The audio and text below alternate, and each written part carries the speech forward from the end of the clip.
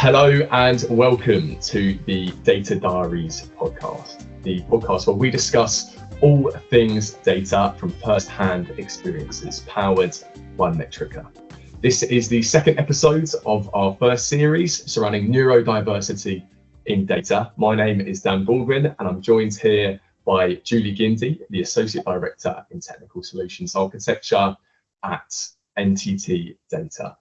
I'm sure you can introduce yourself a little better than I can, Joulie. So without further ado, it's over to you. Floor is yours. Thanks, Dan. It's lovely to see you again. Yes, I am a technical solution architecture lead, and also I have been in the field of data for about 2 decades now. So not trying to sound like a dinosaur, I am also exciting in other areas of my life. So I am a serial entrepreneur. I do enjoy starting up challenging businesses and seeing them to success and evolving them through. So obviously, as a consultant advocate for neurodiversity, I'm sure your experience with spreading awareness and helping other people in that field has changed a lot. I suppose as a definition from your end, as someone who, like you said, has been in the space for a long time, what does neurodiversity really mean to you? Can I be frank? Sure. So a few years ago, it meant nothing. Probably if someone said the word neurodiversity to me, I would have stuttered or struggled to even pronounce that word. Really? However, I was diagnosed recently with autism spectrum. And since then, it has been a huge learning curve for me. I have been aware of ADHD, autism, Tourette's, all these different neurodiversities. I have supported colleagues and staff who reported to me directly who had all of these conditions or some of them, but I never thought too much about it because by default, I treat people based on their potential, what they can do and what they can bring to the table. I didn't care what accent they spoke in or what language, or if they stuttered, or if they said any random words in the middle, or said things that didn't sound politically correct or too direct. For me, as long as the job is done and the goal is reached, that's what matters. It became very obvious that not everybody in the workplace would have that kind of attitude. I'm lucky, and you know that. I grew up in different countries. I traveled a lot. I worked in different countries, literally all the different continents. So for me, I'm used to being exposed to different cultures, accepting them, fitting within them, but that's not easy for everyone. And that's when I realized the issue arises when we don't tolerate what differentiates each person. And instead of actually looking at it as a strength or as something that person has uniquely, we start looking at it as something problematic or whatever it is. So now I look at neurodiversity same as I look at gender diversity, ethnic diversity, language diversity, any other diversity you can think of. And it's about what the person can do and bring to the table rather than what they might struggle with. And if they struggle with it, how can we make it easier for them to be themselves and bring as much as they can? And I suppose, like you said, before your diagnosis and especially afterwards, noticing it more and more, you need to find out from your perspective how being in the world of work, the attitude to neurodiversity from other people around you, compared to when you first started, how have you felt that's changed through your career, do you think? I'll be honest, for me, it's difficult to answer that question because I was recently diagnosed just over a year ago. But at the same time, from my observation, I would say there is a lot more awareness raising. There is a lot more understanding that, yes, it is about the bottom line, but you cannot achieve that bottom line without humans and people in your organization. And also the same way people are bringing in gym perks and other perks to the work environment, flexible work. We're also seeing a lot of realization and understanding that, hey, actually, this is a very hidden talent pool. The whole neurodiversity talent pool, it's hidden. It's misunderstood with the conventional ways of doing interviews and everything. And maybe we're not giving the right approach to this. We're missing out on, I don't know, I mean, not that they would apply for a job. We're missing out on the equivalent of Elon Musk, on the equivalent of other people who have amazing creativity, amazing traits, or those who just would like a job and a clean living without having to struggle constantly. All of these things are coming more into awareness, and leaderships are looking more into this and how to train their staff and HR to do better in this area. Yeah. Well, good to hear. And like you said, the whole point is is being inclusive, and it benefits everyone, doesn't it? Because as diversity is the best catalyst for any innovation or organization. 100%. In terms of people that, you were a few years ago, 5-6 years ago, weren't in the know about neurodiversity too much, that are in a business, that have power, that are in a very senior position, and that can influence the lives of people, both that are neurotypical, as the term is, and neurodiverse. How do you feel people in those positions can make changes to be more helpful and create a better environment and a more inclusive environment for neurodiversity, do you think? That's a really good question. And I love the fact you're asking it, Dan, because many people assume we're going to get a neurodiversity coach, we're going to get someone to talk to us about this, and we will just implement it. And a lot of the time, I mean, when you learned how to drive, who did you learn from? Was it a driver? Right, me personally, it was my dad and a driving instructor. Yeah, exactly. Imagine if you learned driving from someone who's never driven a car. To me, that's exactly how it feels when organizations go hire consultants that have absolutely no lived experience.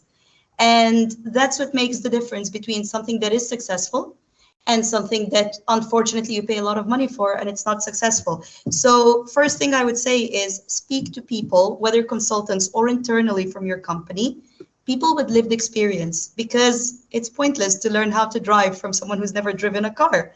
It's pointless to learn how to be a more inclusive workplace from someone who never experienced autism or ADHD or whatever it is you're trying to be more inclusive about. So that would be my first point. My other tips would include things like, which a lot of organizations do amazingly, educate and raise awareness. So understand and explain what neurodiversity is. Also recognize its value. Obviously, don't oversell the superhuman effect, because not everybody is a genius who's neurodivergent, but they do think differently, and that difference in thought is what we want to leverage, really. By raising awareness and educating people, we actually help reduce bias, misconception, and the more we talk about something, the more likely people are to accept it is happening or it is there and acknowledge it.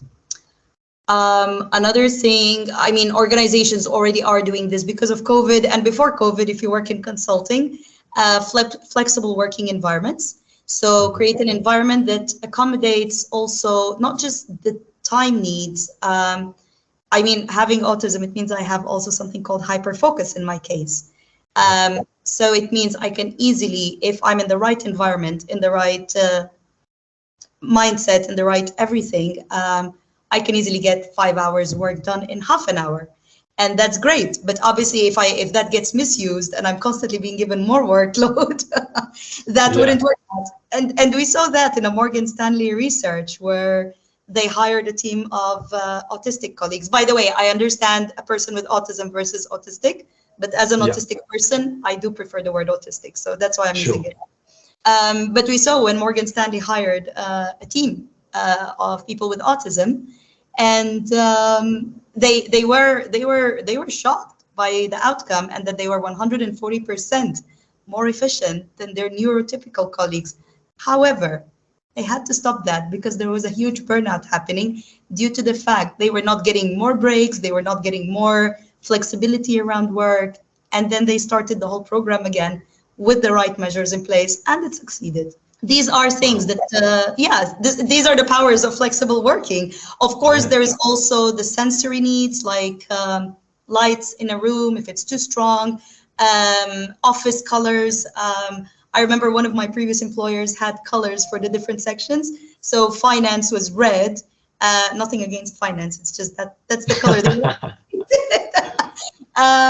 IT was purple, consulting was green. And while this might look a bit too colorful, this is very helpful for someone with dyspraxia, or someone who would struggle with office bearings and where to go and all of this. Communication styles, also things like remote working options. Thanks to COVID, the whole world gets to enjoy that now. Things like having supportive leaders. So it's one thing to say, yeah, we're all up for neurodiversity, but it's another thing not to have leadership buy-in. That would determine whether you are successful or not as an organization. Yeah.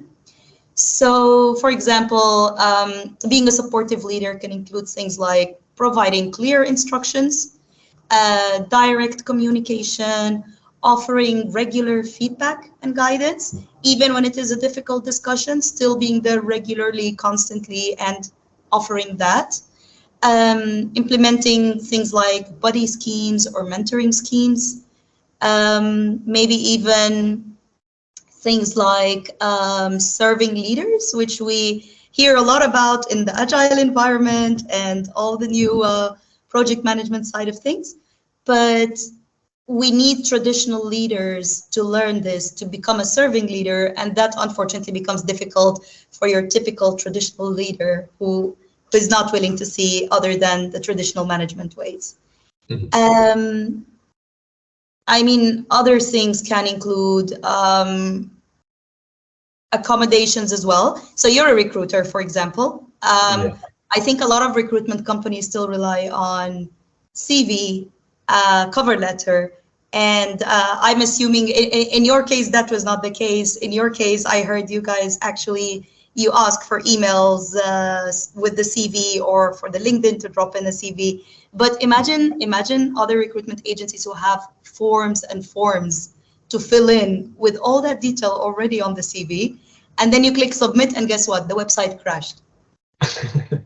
Now, no applicant will go through that, even if they're neurotypical. Imagine if they're neurodivergent and it took them hours to fill that form. So small accommodations can be things like, for example, a video CV. So this is the role, and I've seen this from a few organizations I've consulted with.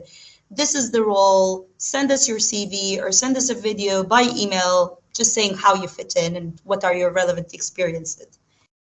So different things, communication styles, understanding in interviews when interviewing someone with autism, that they might prefer a virtual interview, or they might be avoiding eye contact, not because they're lying, but simply because it is too intense for them.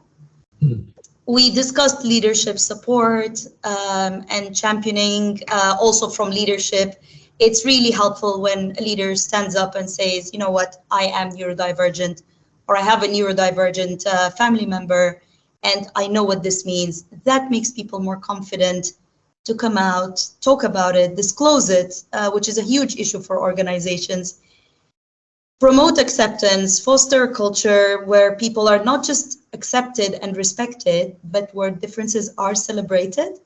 It's amazing how much organizations spend on cultural and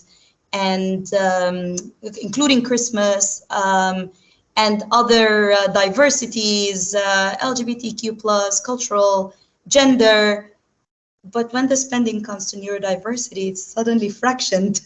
And it's even more intriguing because in STEM, it's research has proved that in science, technology, engineering, and mathematics careers, there is a very strong correlation and affinity between that and being neurodivergent.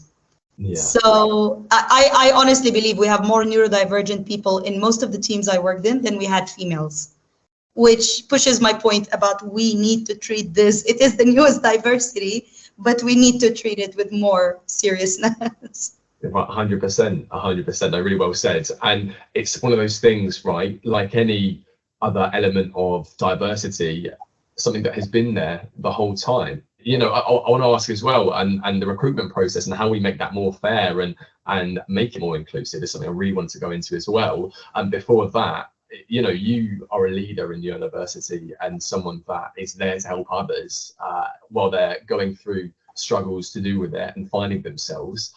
Was there someone that you could go to at the time that, when you were asking those questions about yourself, or was it more of a solo mission where you maybe didn't have, someone senior? What was that experience like for you when you were finding out? So I'll be honest with you, my experience of the world is very different to many people.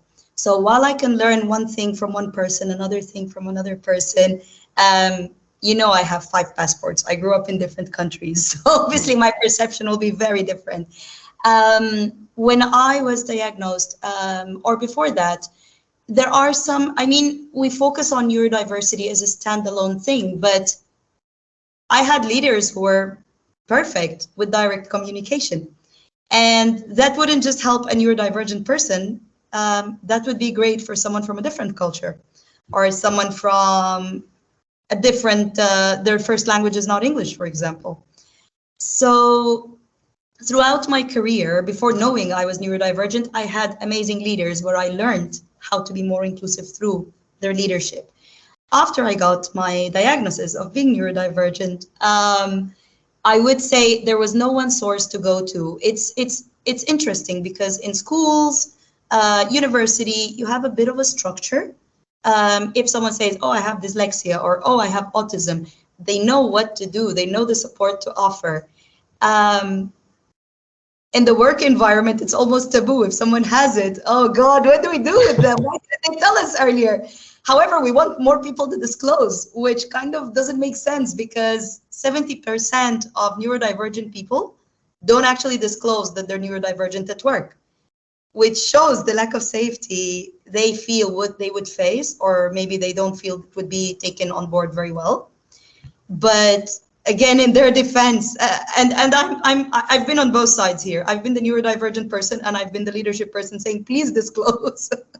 But in their defense, it's also understandable because 3/4, and by the way, all these figures, they are in my book, which is coming out in October. So if you want to verify those figures, you'll have to look at my book, which is coming out in October. Good stuff. Have you decided on a title for that, by the way? I know you are. Yes, Autistic and Smashing It. Fantastic. Autistic and Smashing It. And it's targeted at leaders and employees. So both sides of the equation. But yes, going back to why people refuse to disclose is maybe because they don't have the right support. Maybe they realize organizations panic when someone does disclose. They say all the right words, they do all the box ticking exercises, but does it really help the person? Or do we ask that person to do things like write me a list of accommodations, write me a list of this? How do you, I will take notes after every meeting just to make sure I can accommodate you, and the person doesn't need notes. It becomes almost that people are managing that person into their neurodiversity when the person didn't ask for that. And you can't blame them because 3/4 of HR staff in the UK have not received any form of neurodiversity training. And that's shocking. Yeah, that is shocking, completely. But it is the reality. So yeah, that's what we're planning to change and train people and get them to learn more about this and how to work more efficiently and better with it. 100%, 100%. And I'm sure spreading awareness of diversity and now neurodiversity, that's going to pick up more and more as we hear more and more people become leaders and also advocates of it as it grows, right? Which I think, everyone, right, especially you and, the whole world should be excited to see that, the fruition of it, right, and to see it expand. And going into the interview process as well, because that's something that not only obviously relates to recruitment, relates to someone who is joining a business and does not know anyone perhaps. What can companies do to make the interview process more inclusive for neurodiversity? So I actually wrote a LinkedIn article on that, but as a summary, we focus a lot on what people have qualifications-wise traditionally. We focus a lot on people's previous experience. we hardly focus on someone's skills and abilities rather than solely their traditional experience. So let me give you an example then. If you have a graduate who was the top of the class or achieved a first, and they developed websites, and let's say in web development, and they developed websites as a hobby. They even gave you a portfolio of websites they developed, but this graduate has never worked in an organized organization, let's call it that, in a corporate environment. Straight away, you're less likely to look at that graduate compared to someone who will have had maybe 6 months or 1 year sandwich year experience with a corporation. Straight away, the first one will be disregarded compared to someone who can speak more elegantly and be able to sell themselves better. But what if I told you, when we hired both those web developers, the first one actually outperformed the second one on every single thing. Even when we gave him training on how to carry out meetings, how to, suddenly that shy, introverted person became this amazing facilitator who was a great listener. And at the same time, it was taking him a fraction of the time to do what others were doing. But you see, the recruitment process did not look at that. It looked at the fact he did not graduate with a specific traditional qualification. And I understand, of course, we can't have doctors that don't have degrees. I get it. Another example, we had someone we hired for a friend of mine has a security company, and he needed someone for security, and he got a CV that was all nice and polished, over 20 CVs. And he was asking me to help him with the process of who is he going to hire or not. And he had someone hack his website and leave his phone number and say, you can contact me here. Guess who I said we should hire? Yeah. I wonder. The one who hacked the security company's website, of course. Right. Wow. And you see, traditionally, no, this is the person we would not hire. This is the problematic person. He didn't go the traditional route. He didn't send his CV in. But guess what? He did an amazing job because my friend assumed his website was so secure. He proved him wrong. And I know this is not legal, but the guy did a great point there. And I'm not for legal reasons. Yeah, but for legal reasons, don't. Please don't. Yeah, don't. Yeah, of course. But you see what I mean? A lot of these people who are very talented are failed in the traditional way.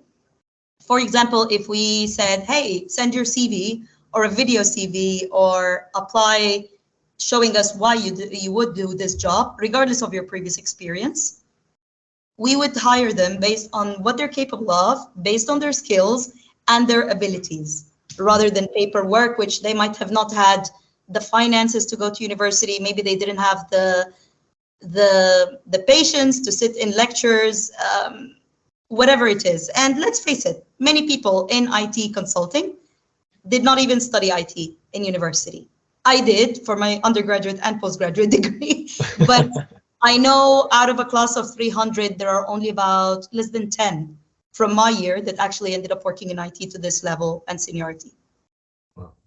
Male and female. I was the only female in the class, but still males as well. Well, there we go. Well, yeah, good mention of that. Yeah, that's good to hear. Oh wow, that's no, that's something I didn't know as well. And I suppose in consulting, it's more of an individual sport than a team sport. We know, from our experience as recruiters, that it's pushed more so than being in-house for client side as to your individual performance rather than what you can do for the team. Is that something that in your experience has been reflected and maybe affected, how someone that's neurodiverse works, or is that something that maybe hasn't changed their way of working? I think we're very good at talking about changing ways of work, but we're not as good as making it a reality. So as much as I would like to see the positives in this area, no, I don't see them. I hear organizations say, we really want to be neuro-inclusive, but we have too much going on. We have a lot of change at the moment. Well, as an organization, I would hope you have change because that's the only way you would survive. So change should be your only constant as an organization. Or things like, we want to hire more neurodivergent people. How do we do that? And I always have an analogy, which I use everywhere when I speak about neurodiversity. When you decide to have a pet fish, an exotic fish, you don't go buy the fish. You get the tank, you get the environment correct, you get everything set up, then you go get the fish. So don't say you want to hire more neurodivergent people before your organization is already neuro-inclusive. So in answer to your question, I don't have a direct answer. I've seen really good examples. I've seen really bad examples, but I know we're very immature in all of this, and it's not taken as seriously. You wouldn't say, oh, we're going through a lot of change, so we're not going to hire women anymore. You would be sued for that. You wouldn't have good legal implications, and that would hinder your growth as an organization, and that would cripple the organization's bottom line. And it doesn't make human sense. It doesn't make sense in the business corporate at all. No, and well said, 100%. And well, no, thank you very much for that. And no, it's been great sort of going over your experience in neurodiversity, how that is changing in the workplace. To summarize, like you said, and I'll let you do this as well, obviously, you know, being more diverse and more neurodiverse and more inclusive of it benefits absolutely everyone, and is only a positive thing and will continue to be so as the industry moves forwards. What do you think is next for, you know, spreading that awareness, and where do you see it going next when maybe there isn't a lot of awareness for neurodiversity? No, awareness is the first step. The next step is, it's great you've done all the awareness. It's great you've facilitated all of this. Now start taking actions. Start using more inclusive and diverse application processes, languages. Be more accepting. If I speak to you with a different accent, you will not say to me, oh, I don't understand you, change your accent. You will say, sorry, can you repeat that again until you actually get it?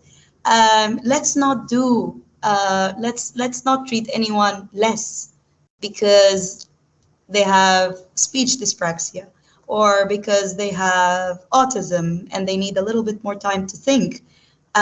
They might take a little longer to think, but that's because they're looking at all the scenarios and all the outcomes, something you probably have not done as the interviewer or the person discussing the project with them. Things we can take action-wise is, as I mentioned earlier, champion it, bring it from leadership, get the buy-in from leadership, and get leadership to stand out and talk about it and be open about it. Change things. For example, in entity data where I work now, the interviews are and many organizations do this. The interviews, you are asked if you would prefer any adjustments, but also if you prefer a virtual or an in-person interview. We don't assume people prefer virtual. We give them the choice. We also give people the choice to give us a presentation, because a lot of organizations do a whole day of assessment. It's exhausting for someone with autism or ADHD to spend a whole day with assessors. It's totally, and especially if they're just going to be coding, you don't expect them to spend the whole day looking at people and interacting with people, unless that's what they enjoy, even as a coder. So allow different ways of assessment. The video interviews we spoke about, show the value of neurodiversity. Don't sell neurodiversity as a superman or superhuman power. Sell it for what it is. People with ADHD are known to be more creative, but there are challenges with that. You can't say, I want more creative team members, but I'm not willing to put any standing desks or change any of the office environment or change the way we work to suit these people. You can't say, oh, I want amazing strategy people, so I'm going to hire autistic people into my consulting practice, but at the same time, you're not tolerant of their other autistic traits. Try to also measure your actions. So for example, in recruitment, if you have an application process and suddenly from 100 applications, it drops to 20 applications at a certain point, something is wrong with your application process. Go back and see what is wrong with that part where it dropped to 20 applicants instead of 100. Also, when people are leaving your organization, even if they have worked there for many years and they've been happy, always have exit interviews. That's your only way to measure why people are leaving. People will always leave when they have another job secured. And I understand sometimes people leave due to a better opportunity, a better career opportunity, and that's healthy because you need new blood in the company.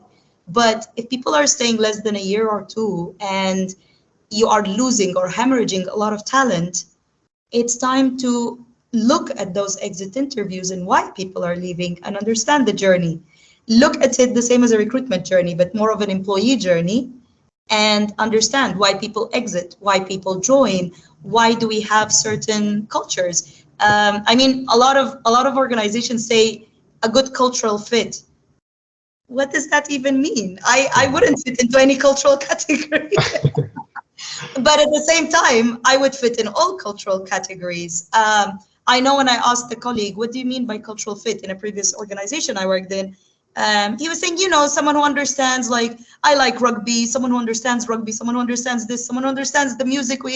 And I said to him, you realize you're being extremely biased, because unless that person had the same upbringing as you, unless they were an ex-rugby player or supporter or whatever it is, or football is a huge common thing. Everybody talks about football in offices, and it can alienate people, and we don't want that. We want people to speak about football, but we want people to be just as comfortable talking about anything else or not talking at all about football, and not feel that they don't fit in.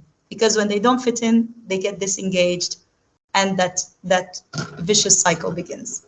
Well, no, exactly. I mean, well put than I could. Thank you very much. Well, no, it's been amazing speaking with you, Joulie, and thank you for going into so much detail. Thank you very much as to your mission and obviously where this is going. In the next episode, our colleague Paul will be speaking with Nick Walker, another great advocate for neurodiversity in the space, as our third part of our series. So do go over and explore that episode once this is out as well.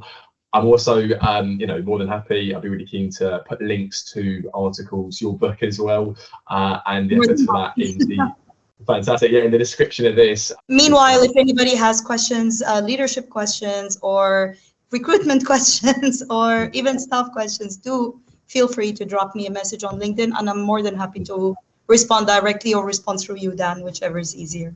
Following on from this, after our third episode with Nick, there will be a live panel interview. I look forward to it. 100%. We'll be able to obviously discuss with Nick and Mark Ainsworth, who's in the first episode, and have people, as viewers, you'll be able to ask your questions, have your say on the matter, and learn more. So I look forward to recording that and being there. Other than that, thank you very much, Joulie. Thank you very much for watching, everyone, as well. Yeah, a pleasure. A pleasure's all mine. And we'll look forward to the next episode. Thank you very much. Thank you, Dan.